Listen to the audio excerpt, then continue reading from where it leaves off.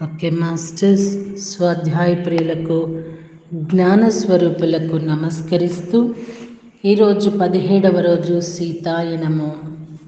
అత్యంత ఆసక్తికరమైన విలువైన జ్ఞానము సీతాయనము. ఇన్నిసార్లు నేను రిపీట్ చేస్తున్నానని అనుకోవద్దు.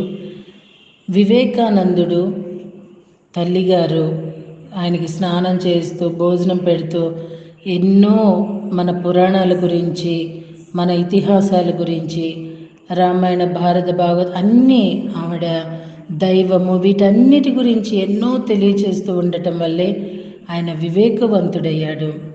సో ఇప్పుడు తల్లిదండ్రుల బాధ్యత ఒక చిన్న సూచన అనుకోండి, సీతాయనం పుస్తకం అందించండి.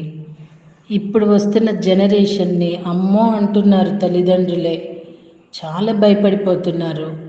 సీతాయనము ఆడియోస్ వినే చాలా మార్పులు వస్తున్నాయని అంటున్నారంటే సీతాయనంలో ఎంత గొప్పతనం ఉంటుందో, ఆ ఎనర్జీస్, ఆ healing power, whatever maybe we want సీతాయనంలో ఉంది అని చాలామంది నాకు తెలియజేయటం జరుగుతూ ఉన్నది. అంటే హీల్ జరగటం కానీ లేదు, వాళ్ళలో ఒక అద్భుతంగా అప్పటి వరకు వాళ్ళ అవస్థపడుతున్న మానసిక సమస్యల నుండి కూడా బయటపడుతున్నామని చెప్తున్నారు. ఇది చాలా ఆనందించదగ్గ విషయం. ఎందుకంటే వాళ్ళు హృదయంతో ఆ ఆడియో వింటూ రిసీవ్ చేసుకోవటం వల్ల వాళ్ళలో ఏ మార్పు రావాలో ఆ మార్పు సంభవించింది. సో అండ్ ఇదే కాదండి, ఏదైనా సరే మనం హృదయంతో తీసుకుంటే ఏదైనా సాధ్యమే. ఓకే అండి. రాముడు ఆశ్చర్యపోయినట్లు కనబడుతూ తమ సొంత మనసులను పరిపాలించుకోలేని ప్రజలు తమ గ్రామాలను పరిపాలించగలరా అని అడిగాడు. మహారాజు నవ్విలా బదులిచ్చారు, అది మన ఋషుల పాత్ర. మనుషులకు తమ మనసుల్ని ఎలా పరిపాలించుకోవాలో బోధించటం వారి పని. దానివల్ల ప్రజలు తమ సమూహాలను పరిపాలించుకోగలరు. మనం బీజాలను నాటాలి, అవి ఫలాలు ఇవ్వటానికి ఎంతటి దీర్ఘకాలం పట్టినా సరే వారి నుంచి విరోధం కూడా ఉంటుంది. ప్రజలు పరిపాలించటం కంటే పరిపాలించబడటానికి ఇష్టపడతారు. కనుక గ్రామస్తులకు ఈ గ్రామ పరిపాలనా సంస్థల గురించి ఆసక్తి లేదు. వారు నాయకత్వం వహించటం కంటే అనుసరించడాన్నే ఇష్టపడతారు. అయితే అది వారి పురోభివృద్ధికి ఎంత మాత్రం తోడ్పడదు. నా పని పూర్తి కావస్తుంది, మరి మీదేమో మొదలవుతుంది. సీత ఇక్కడి నుండి వెళ్ళినప్పుడు నేను మరింతగా అంతర్తలాల్లోకి వెళతాను. మానవ మనసుల్లో నీవు ధర్మం పట్ల అవగాహన అవగాహనను నాటాలి. దానివలన కాంతిని పారద్రోలటానికి నిరంతరం ప్రయత్నించే చీకటిని ప్రజలే స్వయంగా నిరోధించగలుగుతారు. తమ పాలకులే తమను నిర్దేశించాలి అని వారిపై ప్రజలు ఆధారపడే రోజులు పోతున్నాయి. ప్రతి వారు తమ బాధ్యతను స్వీకరించాల్సిన అవసరం ఉంది. రామ, అదే భవిష్యత్ స్వీయ పరిపాలన. అది నీతోనే ఆరంభం అవ్వాలి. రాబోయే శకనానికి నీవే పునాది వేస్తావు. నేను అటువంటి బీజాలను మా ప్రజల్లో నాటడానికి ప్రయత్నించాను, కానీ మిథిల చిన్నది, అయోధ్య చాలా విస్తరిస్తోంది. ఇది నువ్వు సీత కలిసి చేయవలసిన కార్యం. సీత మిథిల్లో ఎందుకు జన్మించిందో నాకు ఇప్పుడు అర్థమవుతోంది. మానవ మనసుల్లో మేము మేల్కొల్పటానికి ప్రయత్నించిన ఈ జ్ఞానాన్ని అయోధ్యకు తీసుకురావడానికి. సోమ తాను వివరించడానికి కొంతసేపు ఆపి, ఎంతో వివేకవంతుడై అన్నీ తెలిసిన మన మహారాజు యొక్క ఈ మాటలు వినడంతో నేను ఉన్న చోటే బిగుసుకుపోయాను. శ్రీరాముడు సీతలు దీర్ఘ ఆలోచనలో ఉండటం నేను చూశాను. అప్పుడు నేను చేయవలసిన పనులు గుర్తుకు వచ్చి కదిలాను. ఆ తర్వాత సంభాషణ కొనసాగిందో లేక అదే ముగింపో నాకు తెలియదు. పరిచారికుల్లో ఒకరు కిరణ్ వైపు తిరిగి, ఇదంతా చేయడంలో మహారాజు ఉద్దేశం ఏమిటి? మనకంతటి వివేకవంతమైన మహారాజు ఉండగా స్వయం పరిపాలన అవసరం ఎందుకు అని అడిగారు. నాకు తెలియదు బదులు చెప్పాడు ఆలోచనాపూర్వకంగా కిరణ్. ప్రతి రాజ్యం మన మహారాజు వంటి రాజును కలిగి ఉండే అదృష్టంతో ఉండదు. మన భవిష్యత్తులోకి చూస్తున్నారని నేను అనుకుంటున్నాను. జనక మహారాజు దృష్టి మన సామ్రాజ్యానికో లేదా మన కాలానికి కాలానికో పరిమితమై ఉండదు. ఆయన దర్శనం అత్యంత వైభవోపేతమైనది. కొన్ని నిమిషాల పాటు వీటి గురించి ఆలోచిస్తూ మేము మౌనంగా ఉండి ఉదయం భోజనానికి వంటశాల సిద్ధం చేయటం కోసం లేచాము. సంవత్సరాల తర్వాత సోమనాకి సంభాషణ గుర్తు చేసింది. మాత మమ్మల్ని కొన్ని రోజుల్లో వదిలి వెళ్ళబోతుంది.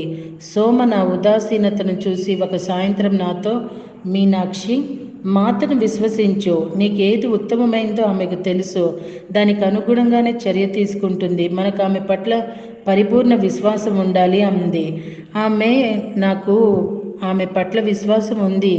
సోమ తల పట్టుకుని, అయితే ఈ నిస్పృహ ఎందుకు? ఆమె ఏర్పాట్లు అనుమతిస్తుందా? నేను అయోమయంగా సోమ వైపు చూశాను. ఆమె ఏమనుకుంటోంది? మాత కొన్ని రోజుల్లో వెళ్ళబోతుందని ఆమెకు తెలుసు. ఒకవేళ ఆమెను మళ్ళీ చూడగలిగిన అవకాశం చాలా కాలం తర్వాత కానీ రాదు. ఆ మరునాటి ఉదయం మాత సోమ, ఉషా, రోహన్లతో పాటు నన్ను కూడా అడవికి రమ్మని పిలిచింది. ఆమెతో వెళ్ళటం ఇదే చివరిసారని నాకు తెలుసు. మేము అడవిలో ప్రవేశించినప్పుడు మా విచారాన్ని దాచుకోలేకపోయాము. మాలో అందరము విచారపడ్డాము. సోమ మాత్రమే ఎప్పట్లాగే ఉల్లాసంగా ఉంది. మాత కూడా మహత్తరమైన ధోరణిలో ఉంది. మేము దట్టమైన అడవిలోకి ప్రవేశించగానే మాత తనకిష్టమైన ప్రదేశాలన్నిట్లో అగ్ని వృక్షాలను, మొక్కలను తాకుతూ దగ్గరకు వస్తున్న జంతువులను ముద్దు చేస్తూ నిట్టూర్చి, నేను ఈ అడవిలోని అణువును, దానిలోని జీవులన్నింటినీ కోల్పోతున్నాను. అయితే నా కోసం కొత్త అడవులు, కొత్త జీవులు ఎదురు చూస్తున్నాయి. మాలో ఎవ్వరమూ మాట్లాడలేదు. మాత మమ్మల్ని ఒక ప్రదేశంలో కూర్చోబెట్టిలా చెప్పింది. నేను మిమ్మల్ని నాతో రమ్మని చెప్పడానికి ఒక కారణం ఉంది. మీలో ప్రతి ఒక్కరిని నేను ఒకటి అభ్యర్థించాలని అనుకుంటున్నాను. మేము ఒకరినొకరం చూసుకున్నాం. మాత మమ్మల్ని ఏమీ అడగవచ్చు? సునైనా మాతను చూసుకోమని అయి ఉండవచ్చు. ఆమె సోదరి ఊర్మిళ కూడా రాముని సోదరు లక్ష్మణ్ని పెళ్లి చేసుకోవడం వల్ల అయోధ్యకు వెళుతుంది. కాబట్టి ఆమెను గురించి, ఇద్దరు కూతుళ్ళు ఒకేసారి వెళ్ళిపోవటం వల్ల ఆమెను ఓదార్చటం గురించి కావచ్చు. మాత, ఏమిటది? అడిగింది సోమ. నేను అయోధ్యకు వెళ్ళేటప్పుడు నేను పెరిగిన ఆచారాలు, సంప్రదాయాలు నిలిపి ఉంచుకునేందుకు మిథుల్లో ఒక భాగాన్ని నాతో ఉంచుకోవాలి. అందుకని నేను మాతో పాటు మమ్మల్ని ఎంతో కాలంగా జాగ్రత్తగా చూసిన మీ నలుగురిని మాతో తీసుకురావచ్చా అని రాముణ్ణి అడిగాను. ఆయన ఒప్పుకున్నారు. అలాగే తండ్రి గారు, సునైనా మాత కూడా. కానీ నాకు మీ అనుమతి అవసరం. నాతో వస్తారా మీరు? అయోధ్య మిథుల కంటే చాలా భిన్నంగా ఉంటుంది. మీరు ఒక కొత్త చోట, మీకంతా తెలిసి ఉన్న, ప్రేమించబడే చోటు నుంచి దూరంగా కొత్త చోటు ఉంటారు. కనుక జాగ్రత్తగా ఆలోచించి చెప్పండి. మీరు తప్పనిసరిగా వచ్చి తీరాలని లేదు. ఇక్కడే ఉండి కుటుంబాన్ని సంరక్షించవచ్చు. ఆ తర్వాత నా వైపు తిరిగి, నీవు అమ్మను సుదీర్ఘకాలంగా చూశావు. ఆమెను వదలడానికి సంకోచిస్తే నాకు చెప్పు. నా నోట మాట రాక నేనేమీ బదులు చెప్పలేదు. వెంటనే స్థిరమైన స్వరంతో సోమ బదులు పలికింది. మాత, నీవు ఎక్కడ ఉంటే నేను అక్కడే. ఇక్కడ నిలిచి ఉండే ప్రశ్నే లేదు అంది. మాత నవ్వింది. ఉషా, రోహన కూడా అంగీకార సూచనగా తల ఊపారు. మీరు మమ్మల్ని ఎంపిక చేసుకోవడానికి గౌరవంగా భావిస్తున్నామంది ఉషా. ఆమె ఊర్మిళకు ఎంతో సన్నిహితురాలు. మీ అంచనాలకు తగినట్లుగా మిథులకు ప్రాతినిధ్యం వహిస్తూ జీవించడానికి మేము ప్రయత్నిస్తాం. ఆ మాటలతో నాకు ఏడుపు వచ్చింది. చాలాసేపు మాట్లాడలేకపోయాను. ఎట్టకేలకు, మాత, మీరిక్కడ నన్ను వదిలి వెళతారేమోనని నేను ఎంతో భయపడ్డాను. అటువంటిది మీరు నన్ను ఈ ముసలి దురదృష్టవంతురాలు, శాపగ్రస్తుల రాలైన అనబోయి, ఉషా, రోహన్లకు శాపం సంగతి తెలియదు కనుక ఆగిపోయాను. మాత తన చేతిని నా పైన ఉంచి నిదానంగా, మీనాక్షి, నీవు ముసలిదానివి కాదు, దురదృష్టవంతురాలివి కాదు.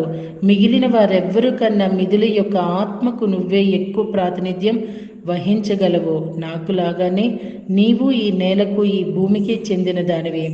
ఆ తర్వాత ఆమె ఏడుస్తూ రోహన్ వైపు తిరిగింది. ఆమెకు చెల్లెలు, మేనకోడళ్ళు, మేనల్లుడు ఉన్నారు. ఆమె వారిని వదిలి వెళ్ళవలసి ఉంటుంది. బహుశా మళ్ళీ ఎప్పుడు చూడకపోవచ్చు. నీవు ఖచ్చితంగా వస్తావా రోహన?